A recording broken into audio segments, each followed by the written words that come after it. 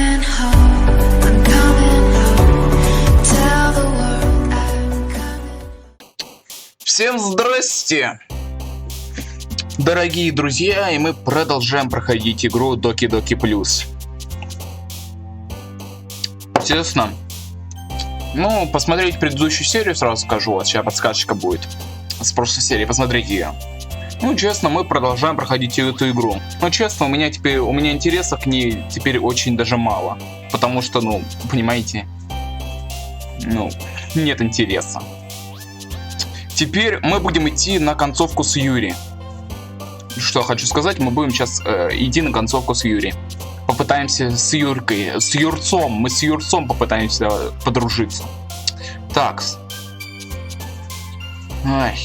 Прохожу, честно, я с большим, с большой такой досадой. У меня до сих пор такой осадок остался, грусти из-за того, что ничего не изменили.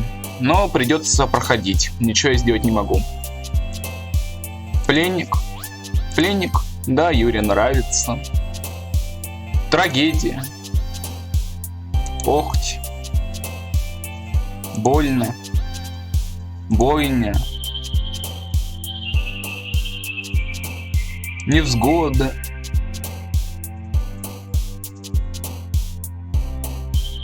Меланхолия.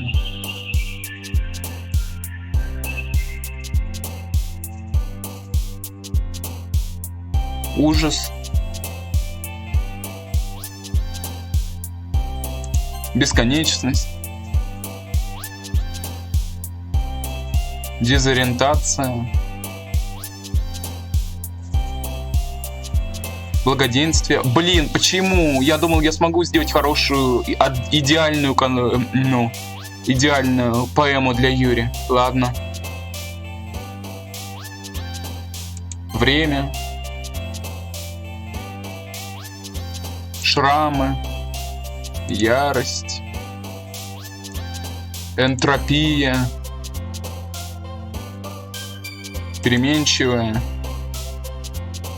Сердцебиение, нет, не подходит. Поражение. Интеллект. Мы почти сделали хорошую поэмку. Блин, я думал, я все-таки смогу без ошибок сделать. Одна ошибка всего лишь. Ну что ж, погнали. Привет, Олег.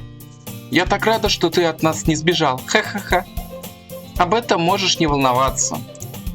Мне все это, конечно, непривычно, но слово я держать умею. Вот я и вернулся в литературный клуб. Я пришел самым последним, все остальные уже здесь.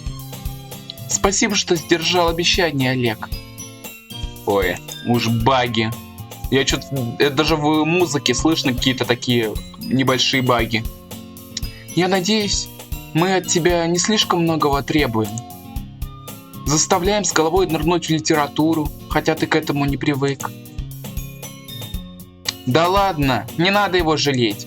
Моника тебя чуть ли не за шиворот сюда приволокла. Может, ты решил приходить сюда просто чтобы потусоваться? Но если ты не будешь воспринимать нас всерьез, ты об этом пожалеешь. Эй, блин, ты мне текст заволокла. Эй, Нацуки, не надо же... Эй, Нацуки, какая же ты строгая для человека, который держит в клубе свою коллекцию манги. Нацуки никак не может решить. Она пытается воскликнуть Моника или манга. Манга — это литература! Огорченная Нацуки плюхается на свое место. Извини, Олег, мы сделаем все, чтобы тебе тут понравилось. Юри косится на Нацуки с осуждением. Так вот, теперь, когда ты в нашем клубе, может, ты выберешь книжку для чтения? Я не стану отказываться. Как ты верно заметила, я теперь в литературном клубе. Значит так и сделаем. Особенно, если ты меня об этом просишь. Постой, я совсем не то имела в виду. О, Если тебе совсем не хочется, ты не обязан. Забудь все, что я говорила. Нет, Юрий, дело не в этом. Я правда хочу стать своим в вашем клубе. Хотя я редко открываю книги, но если ты так хочешь, я с радостью возьму что-то почитать. Ты уверен? Мне просто показалось, раз уж я вице-президент, это мой долг помочь тебе с чего-то начать, с чего-то приятного. Юрий лезет в сумку и достает книжку. Мне бы хотелось, чтобы ты не ощущал себя посторонним в нашем... Ой, извиняюсь. Что-то мне нехорошо. Мне бы не хотелось, чтобы ты не ощущал себя посторонним в нашей компании. Поэтому я принесла книжку. Мне кажется, она придется тебе по душе. Она небольшая, ты не заскучаешь, даже если не привык читать. А потом мы бы могли обсудить, если ты хочешь.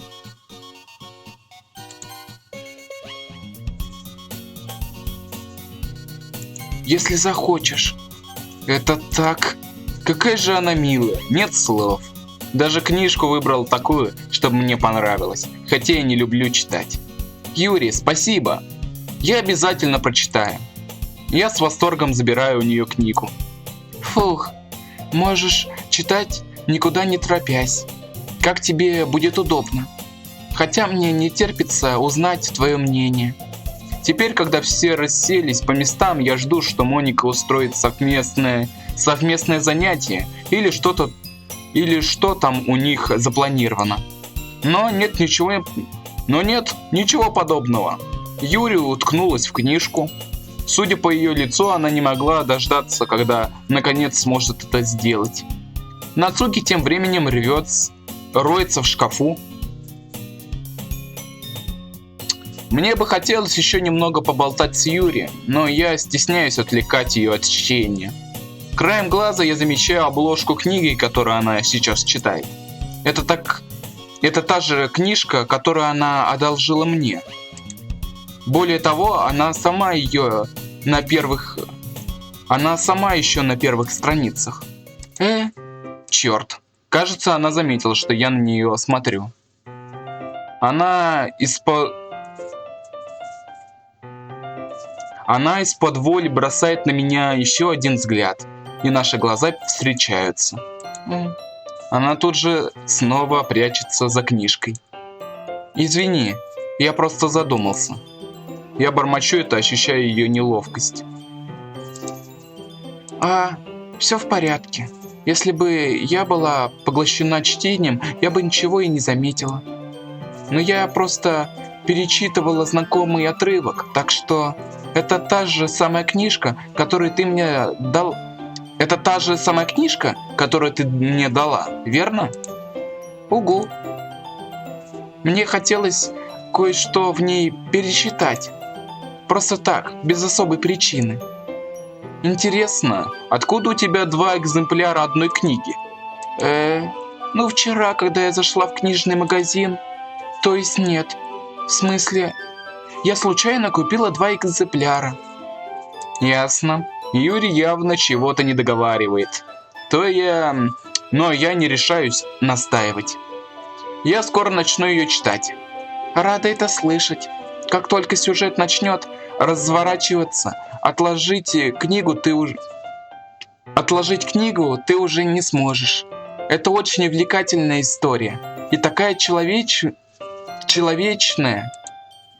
Правда? О чем там речь вообще? Я смотрю на обложку. Книга называется «Портрет Маркова». Ой, многие этот «Портрет Маркова». Для меня, как человека, играющего в Доки-Доки уже давно, и сюжет, я кучу теорий по этой игре посмотрел. Это прям глаз радует, это слово. Это название, точнее. На передней обложке красуется зловещий глаз. Это история о том, как в том месте, где собрались последователи религиозного культа, на людях стали ставить эксперименты. У всех, кто оказался внутри, есть нечто общее, и они превращаются в убийц, жаждущих человеческой крови. Эксперименты становятся все страшнее. Теперь там отрезают людям конечности и пришивают их к... Ой, я, наверное, это уже спойлер. Но мне все это очень нравится. Я про книгу, конечно. Не про отрезание конечности.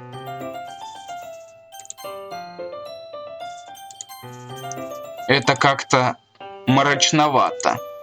Потому как Юри говорила про эту книгу, изначально я ожидал чего-то полегче, и вдруг такое.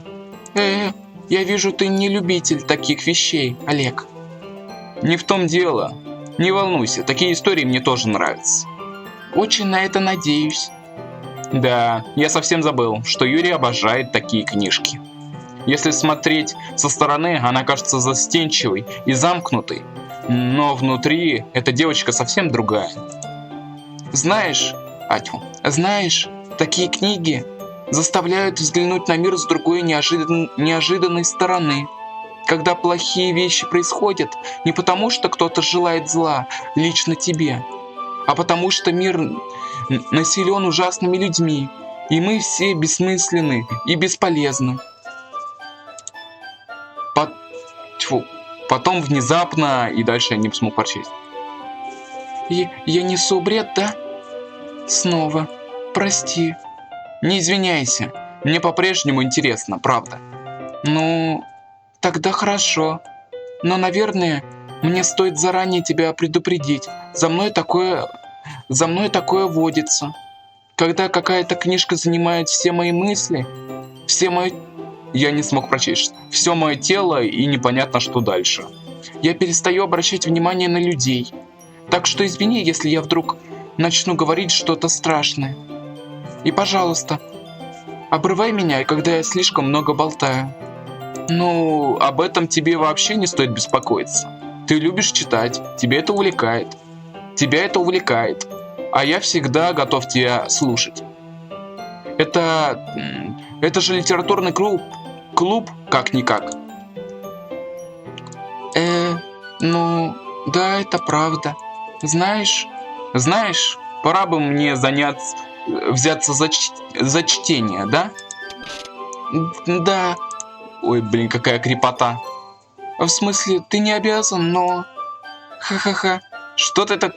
Ха-ха-ха. Что ты такое говоришь? Сейчас я только книжку возьму. Сейчас я только книжку возьму. Я вытаскиваю из рюкзака книгу. Так, можно я тут сяду? Я занимаю место рядом с Юри. Угу. Точно? Конечно, кажется, тебе это не очень нравится. Ну, прости. Я тебе очень рада. Просто я не привыкла читать рядом с кем-то другим. Ладно. Тогда скажи, если я буду тебя отвлекать. Мало ли что. Хорошо. Я открываю книгу и начинаю читать пролог. Вскоре я понимаю, что имела в виду Юрием, когда говорила про чтение рядом с кем-то другим. Я все время ощущаю ее присутствие. Это не то чтобы неприятно, скорее наоборот, разве что слегка отвлекает. Я вижу Юри краешком глаза. Кажется, в свою книгу она вообще не смотрит. Я оглядываюсь на нее. О, да, она читает мою книгу вместе со мной. Извини, я просто купалась в непонятно в чем. Юрий, что ты все время извиняешься? Разве? Я не нарочно. Извини. То есть... Ха-ха-ха. Смотри, так будет лучше? Так будет лучше, да? Я пододвигаю свою парту к Юре и кладу книгу на середину. Да, наверное. Юрий смущенно закрывает свою книгу. Мы сдвигаемся ближе и теперь почти соприкасаемся плечами. Левой рукой мне двигать трудно, поэтому я держу книгу правой. Так будет неудобно перелистывать страницы. Держи. Юрий берется за книгу слева, и зажимает ее большим и указательным пальцем. Я делаю то же самое справа. Теперь я могу перевернуть страницу, и Юрий подхватывает ее со своей стороны. Но когда мы так сидим, мы оказываемся еще ближе друг к другу, чем раньше. И это даже ужасно отвлекает. И это до ужаса отвлекает. Я ощущаю тепло от лица Юри и все время косюсь на нее краем глаза. Ты готов? А? Перевернуть страницу. Извини. Я, кажется, на секунду отвлекся. Я вновь косюсь на Юри, и мы с ней встречаемся взглядами. Не уверен, смогу ли я за ней угнаться. Как тебе будет удобно? Ты не очень привык читать, да? Я могу дождаться, пока ты дочитаешь. Тьфу, я могу подождать, пока ты читаешь. Это совершенно естественно. Ты проявляешь столько терпения по отношению ко мне. Ну да, спасибо. Мы продолжаем читать. Юрий больше не спрашивает, готов ли я перевернуть страницу. Я перелистываю их сам, поскольку она явно читает быстрее меня. Первую главу мы читаем в молчании, и все равно я чувствую, как это нас сближает. Мои пальцы осторожно выпускают страницу, а она перехватывает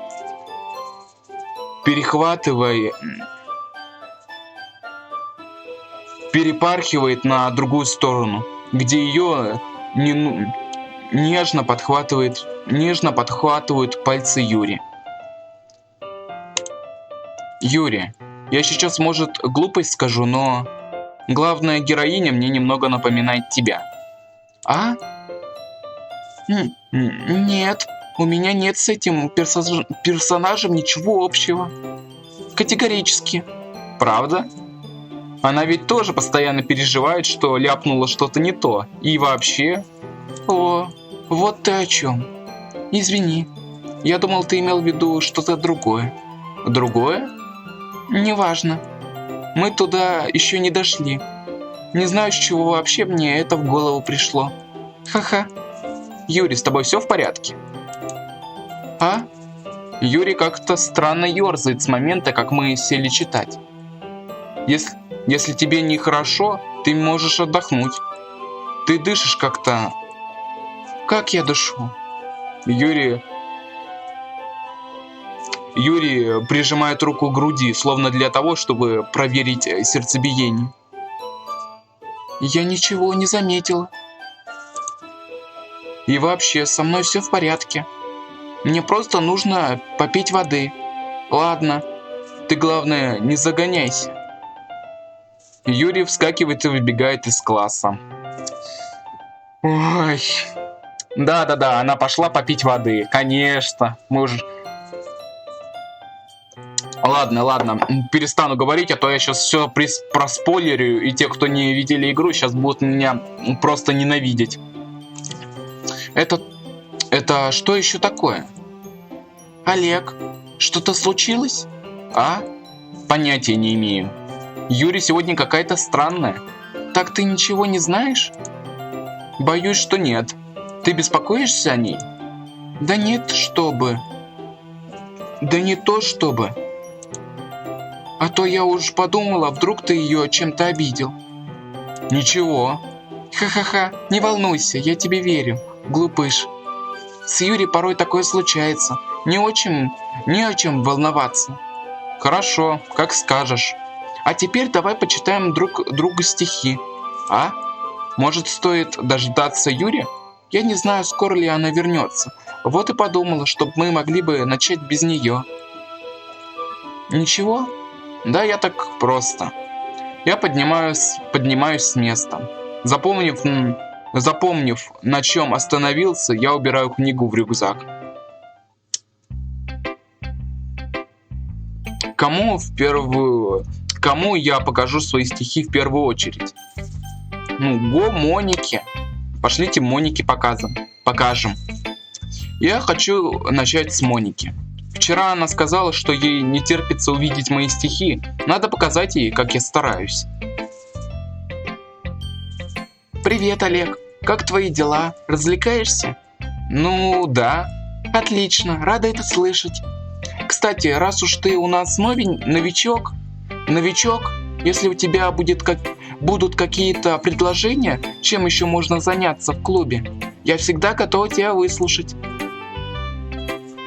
Не стесняйся ко мне обращаться, ага? Ладно, буду иметь в виду. Конечно, я буду стесняться. Проще плыть по течению, сперва со всеми познакомиться, привыкнуть. Ладно, ты покажешь мне свои стихи? Мне до ужаса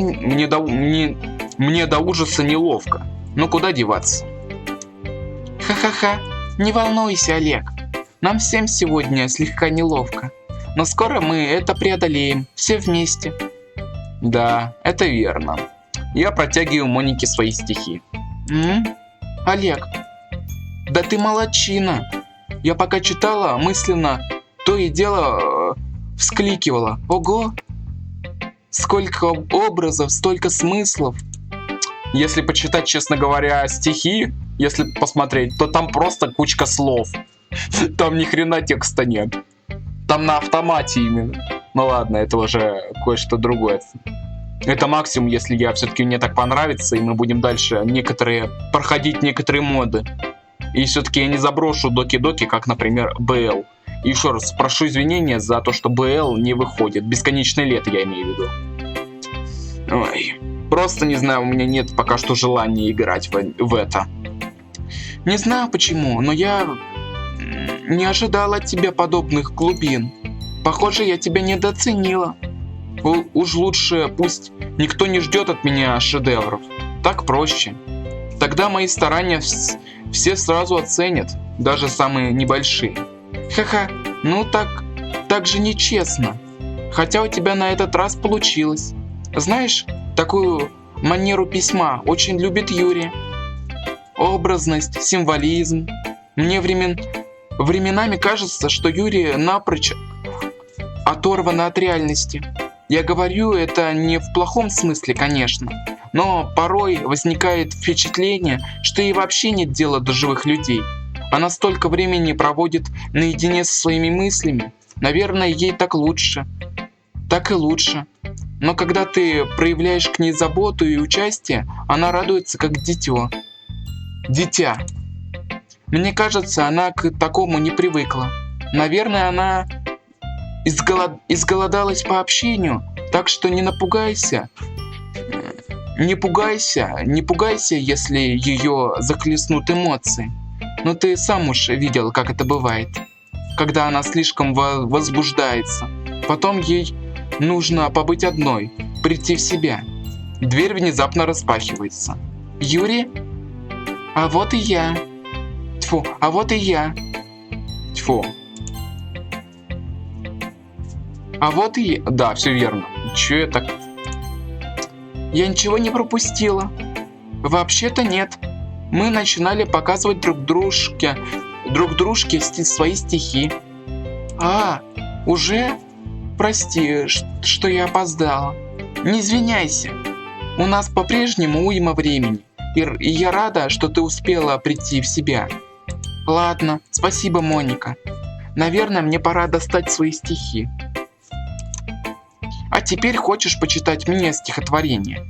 Тьфу, а теперь хочешь почитать мое стихотворение? Ты не волнуйся, я не очень хорошо это умею. Но не очень хорошо? Надо же, а говоришь так уверенно. Ну, потому что от меня этого ждут. Это не значит, что я ощущаю уверенность внутри себя. Понимаешь? Ага. Ладно, давай почитаем. Стихотворение. Дыра в стене. Но он смотрел не на меня. Я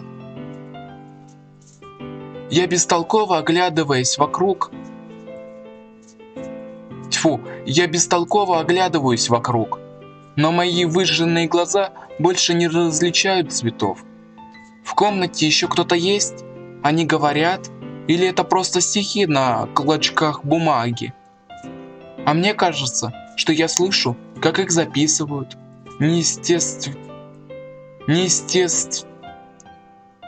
Неистово скребя пером. Комната начинает искривляться, сжимается вокруг меня. Я вдыхаю воздух, но он не достигает легких. Я паникую. Должен же быть выход. Выход где-то здесь. Он где-то здесь. Я проглатываю свои страхи и вскидываю ручку, как оружие.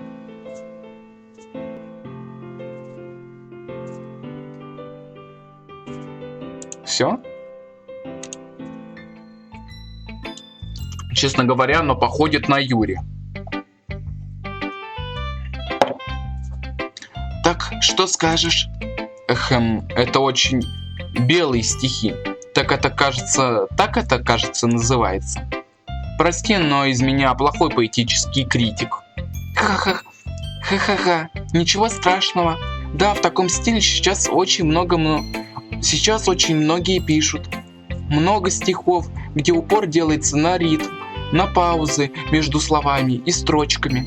Когда читаешь это вслух, эффект потрясающий. Что тебя вдохновило на это стихотворение? Не знаю, как сказать точнее. На меня недавно снизошло озарение, если можно так сказать. И это повлияло на мои стихи. Озарение? Ну да, что-то вроде того. О таких глубоких вещах я даже не знаю, как говорить, но внутри это ощущается очень сильно. Может, когда мы все еще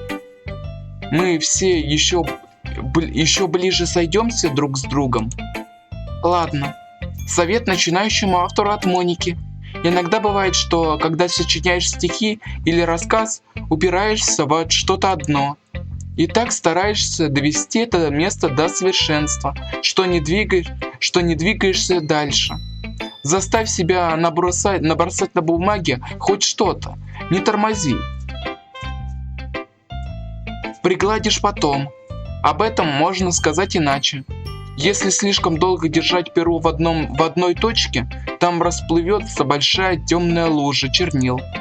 Так что двигай рукой, плыви по течению.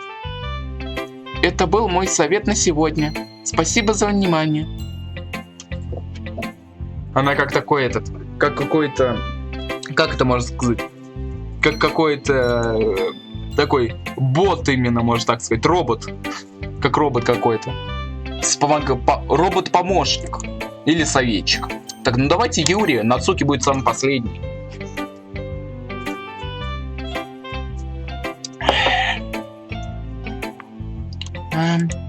Юрий читает стихотворение, и я вижу, как у нее вспыхивают глаза.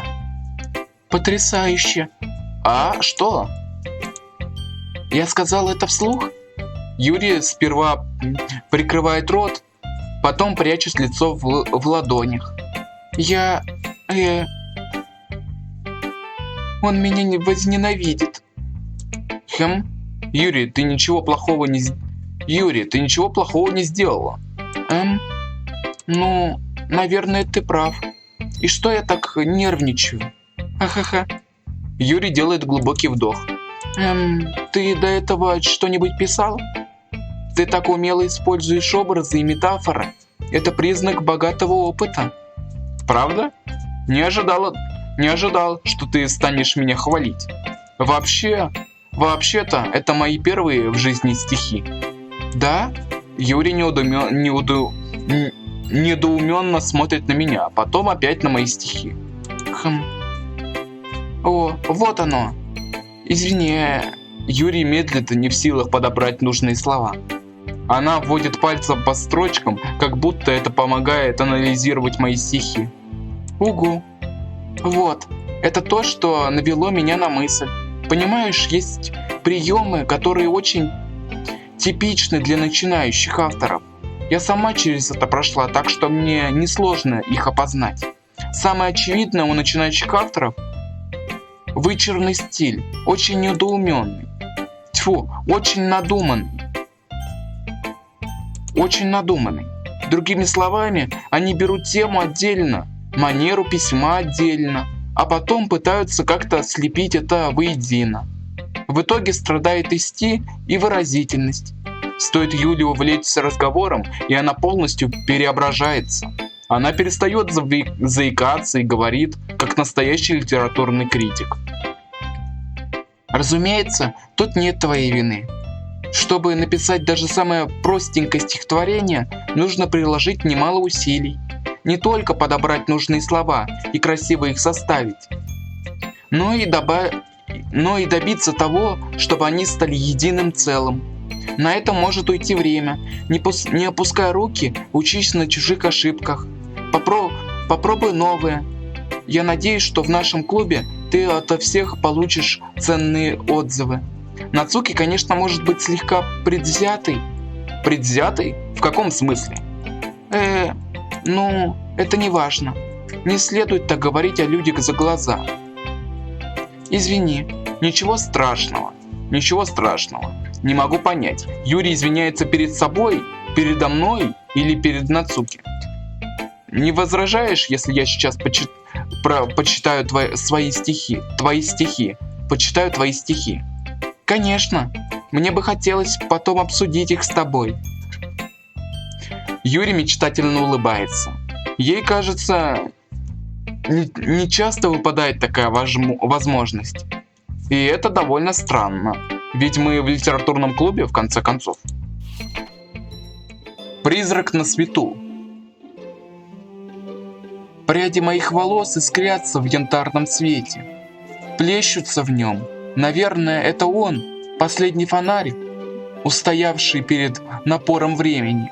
Последний, который скоро сменит болезненное сине-зеленое мерцание будущего. Я погружаюсь спокойно, дышу настоящим, но живу прошлым. Свет мерцает, я мерцаю в ответ. Это более легкий какой-то стих, он такой коротенький и читается на одном дыхании. Ой.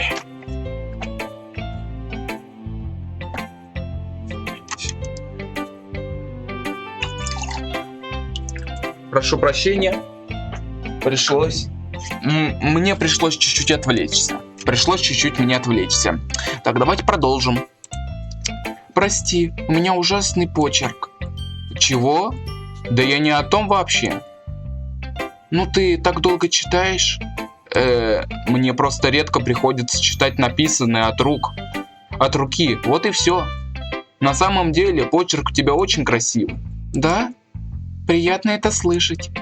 И стихотворение мне тоже нравится. Она короткая, но очень выразительная. А не слишком оно короткое?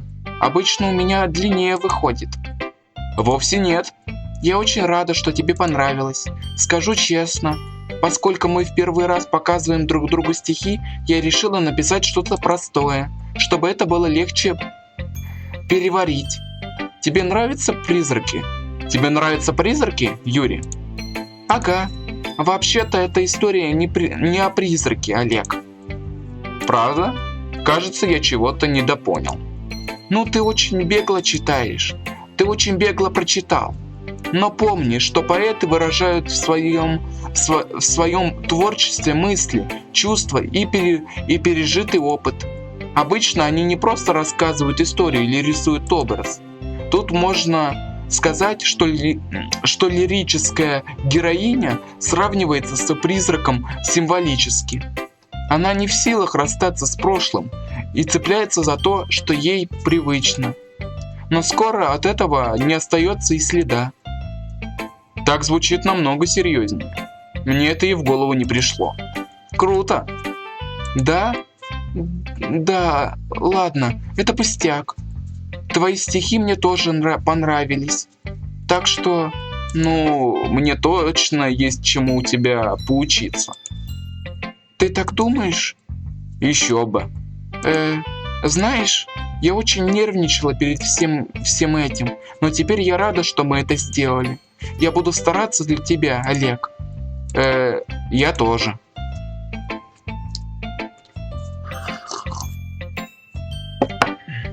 Ну тут только один выбор — Нацуки. Ой. М? Ой. Еба. Ёб твою мать. Бра. Так. Дайте-ка. Ну и ну. Олег, если ты не собираешься принимать наш клуб всерьез, лучше иди домой. Что? Вот это было резко. Ты хочешь сказать, что вложил в это хоть каплю хоть каплю стараний? Считаешь меня идиоткой? Я не поэт. Может, вышло и не ахти, но я старался. Мы все с чего-то начинали. Нет? Если ты до сих пор гордишься своим первым стихотворением, так я хочу его прочитать. Подожди, я пропустил.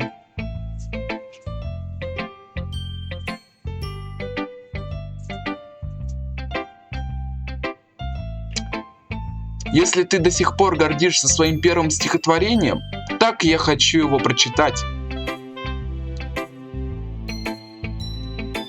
Больно даже думать об этом? Тьфу, что, больно даже думать об этом? Ты лучше не зли ее, а то она напрыгнет на тебя и расцарапает. Маленькие девочки очень сильные, особенно такие. Ладно, извини. Рано или поздно у тебя начнет получаться. Я бы посоветовал тебе что-то, что тут можно улучшить, но лучше попробуй еще раз.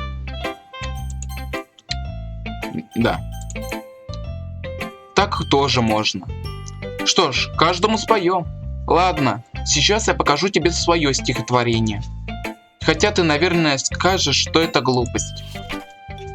Орлы могут летать, обезьяны могут лазать.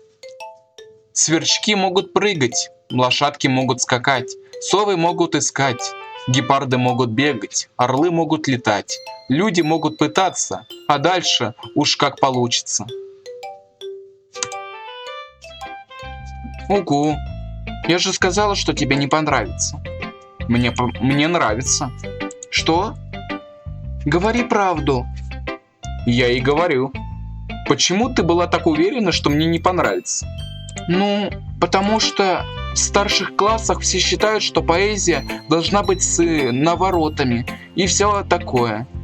Никто не принимает всерьез то, что пишу я. Но ведь смысл стихов в том, чтобы через них выражать свою душу, нет? И твой стиль, каким бы он ни был, не умаляет то, что ты вкладываешь в свое творчество. Вот, точно. Мне нравится, когда стихи читаются легко и бьют как кувалдой. Тут оно именно так. Когда все вокруг делают что-то большое и важное, можно потерять веру в себя. И мне захотелось написать об этом. Да, я понимаю. Что мне еще нравится в простой стилистике, это упор на игру слов и всякие такие приемы. Например, задаешь в конце ожидания рифмы, а потом ее пропускаешь. И последняя строка от этого звучит еще сильнее. Так и есть. Теперь я понимаю, на эти стихи у тебя ушло куда больше сил, чем кажется. Это я и называю профессионализмом. Но если я рада, что смогла научить тебя...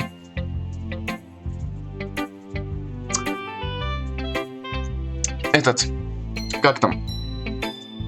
Сальвата! Том Сальвата!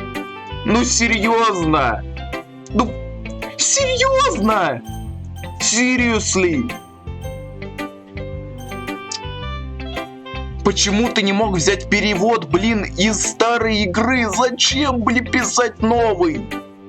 Ты мог использовать старый безошибочный перевод и написать подписать или изменить какие-то слова, но зато оно было бы без ошибок. Ой, ладно. Я, конечно, может, я ни хрена не знаю, как разрабатываются игры. Хотя я и не знаю. Ну, блин. Ой. Как я и говорил, я буду проходить эту игру, но я буду сильно... У меня будет сильно гореть задница, если я буду видеть вот такое. Но я рада, что смогла научить тебя чему-то новому. Что не ожидал такого от Что, не ожидал такого от малявки, да? Ну, если честно, то нет. Я решил слегка подыграть ей последней фразой. На самом деле мне плевать, кому сколько лет, но если для Нацуки это важно, я не собираюсь лишать ее повода для гордости. Что ж, неплохо. Фух. Ну, вроде все отчитались. Я окидываю взглядом клуб. Как-то это нервно и волнительно. Я такого не ожидал. Вот сейчас слышали? Прям, как будто все прям, как будто когтями по стеклу вводят. Вот так вот музыка прям по ушам, как когтями прошлись. Ой, боже мой. Все очень плохо, я это по музыке чувствую. Каждый раз, когда вот сейчас слушаю ее, блин, так страхово, что сейчас еще что-нибудь выпрыгнет. И честно, то, что там взорвались глаза у Нацуки, точнее выпали, я этого не помню вообще. Ощущение такое, что у меня сейчас все осудят за мою ощущение такое, что меня сейчас все осудят за мою бесталанность. Даже если девчонки не станут смеяться, все равно мои стихи не сравнятся с тем, что сочинили они. Это же литературный клуб. Я вздыхаю. А вот угораздило вляпаться. Моника сидит на другом конце класса и что-то пишет в блокнот. Я кашусь на Юри и Нацуки. Они обмениваются стихами, недоверчиво поглядывая друг на друга. У Юри такое лицо, как будто она какой-то там... Сейчас она ждет прям подходящего момента, чтобы какую-нибудь ловушку устроить Нацуки. Ой, ну и лицо. Пока они читают, я смотрю, как меняется выражение их лиц. Нацуки раздраженно хмурит брови. Юри грустно улыбается. Мне кажется, это злобная улыбка, а не грустная улыбка. Ну что за стиль? А? Ты что-то сказала? Да нет, пустяки. Нацуки с небрежным видом кладет стихотворение на стол. Как-то чересчур наворочено. Ну, спасибо. А у тебя все очень няшно. Няшно? Ты вообще ничего не поняла, да? Это же стих о том, что не стоит сдаваться. Что тут няшного? Я поняла. Я просто хотела сказать то, как это написано. Я пыталась сказать что-то приятное. Да? То есть тебе приходится напрягаться, чтобы сказать приятное о моих стихах? Большое спасибо. Это совсем не кажется мне приятным. Но у меня есть пара советов. Если бы мне были нужны советы, я обратилась бы к тому, кто любит мои стихи. И, кстати, есть те, кому они понравились. Моника, например. И Олег тоже самое сказал. Так что я сама готова дать тебе пару советов. Для начала, прошу меня извинить. Спасибо за предложение, но я достаточно долго вырабатываю свой стиль. И я не думаю, что он изменится в скором времени. Разве что я найду новый источник вдохновения. Однако этого пока не произошло. И между прочим, Олег сказал, что ему мои стихи тоже понравились. Он даже заявил, что они его впечатлили. Нацуки вскакивает. Ого! Я и не подозревала, Юрий, что ты так жаждешь произвести впечатление на нашего новичка. Что? Да я совсем не... Ты просто... Юрий тоже встает. Может, ты просто завидуешь, что Олег ценит мои советы больше, чем твои? Откуда ты знаешь, что мои советы ему не понравились? Ты чего настолько Ты что, настолько самовлюбленная? Нет. Если бы я была самовлюбленная, я бы из кожи вон лезла, чтобы делать все миленьким и няшненьким. Знаешь, что я тебе скажу? Это не у меня грудь выросла, будто по волшебству, как только к нам в клуб пришел Олег.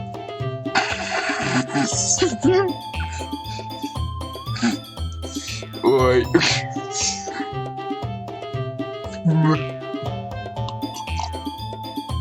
Ой. Ой, этот момент. Ой, боже мой. Нацуки. Нацуки, это уже перебор. Тебя это не касается. Нельзя вымещать на других свои собственные комплексы. Ты не только выглядишь как ребенок, Нацуки, ты ведешь себя точно так же. Да кто бы говорил, коза ты замотанная. Замотанная? Извини, если мой образ жизни слишком сложен для твоего младенческого понимания. Вот, ты сама сейчас доказала мою правоту. Обычно люди к концу средней школы перестают воображать о себе не весь что. Если хочешь что-то доказать, прекрати доставать окружающих своим снобизмом. Ты считаешь, что сможешь скрыть свой мерзкий характер, если будешь одеваться и вести себя как куколка? От куколки в тебе только отсутствие мозгов. Осторожно, Юрий, а то порежешься о свой острый язык. Ой, извини, ты же и так это делаешь. Ты обвиняешь меня в том, что я себя режу? Что за хрень у тебя в голове? Давай скажи еще что-нибудь. Пусть Олег услышит все, что ты на самом деле думаешь. Я не сомневаюсь, после этого он будет от тебя без ума. Внезапно Юрий поворачивается ко мне, как будто только что меня заметила. Олег, она просто хочет выставить меня в дурном свете. Неправда, она первая это затеяла. И ой. Что за хаос? Помогите, что за хаос происходит? Юрий... О нет, что происходит? Юрий... Что? Моника? Что за хрень?